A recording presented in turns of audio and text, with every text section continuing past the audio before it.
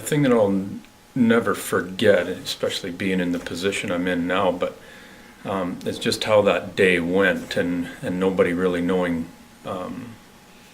what was going on, and it all happened so damn fast. But you know, for myself and the business, we had a funeral in Calgary that day, and so that morning I was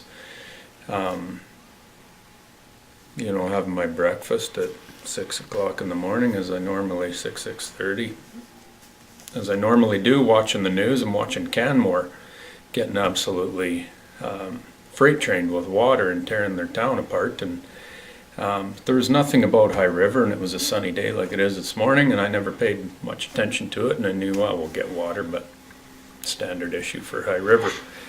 Came to work, and we had to head for the city at about 9:30, and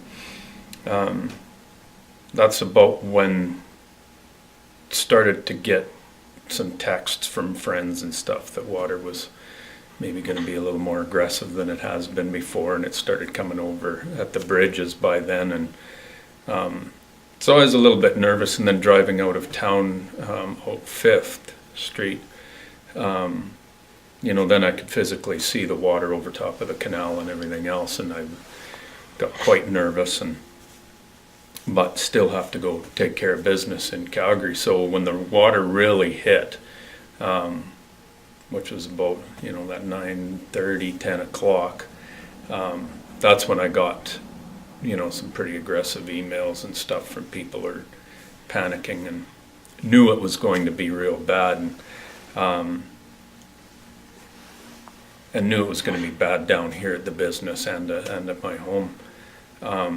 Not a lot I could do about it, which was a little bit frustrating because I had to take care of this funeral in the city. But I was able to get out of there at about 2 o'clock and head back to town, and you know, as close as we could get was I came back in on 5th, and you know, just up the top of the hill from the office here, and obviously vehicles floating down the street in front of the office, and I knew this place was going to be heavily damaged, but you know, more so at home, and then the pets at home, my wife's dog and cat. My wife was in Minnesota finishing up some school, and so I was trying to phone her and explain to her what was going on, but you couldn't explain it to anybody as to really what was going on. And of course her big concern, I was okay, but the pets were next, and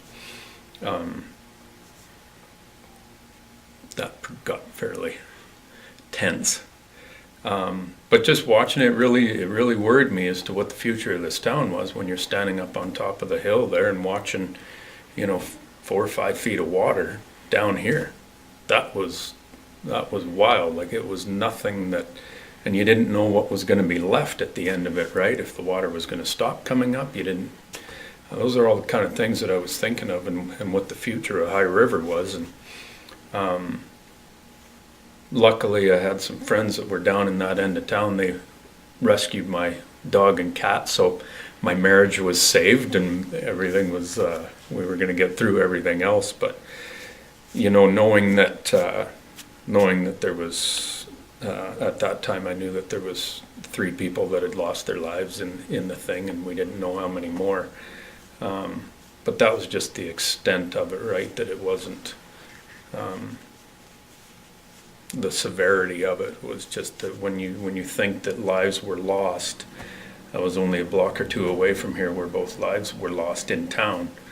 That's pretty aggressive, that amount of water and that force of water was coming through this area. So that's the part of the day I will never ever forget. I couldn't sleep all night, and I was back and forth staying with some friends up top, and back and forth to the fire hall, just talking with different people. And you know, I was really concerned as to how are we going to get this town back up and running here. And by then the water had started to recede, and knew it wasn't going to get any worse. But never thought I'd run for mayor at that point in time, but as time progressed, it turned into that. So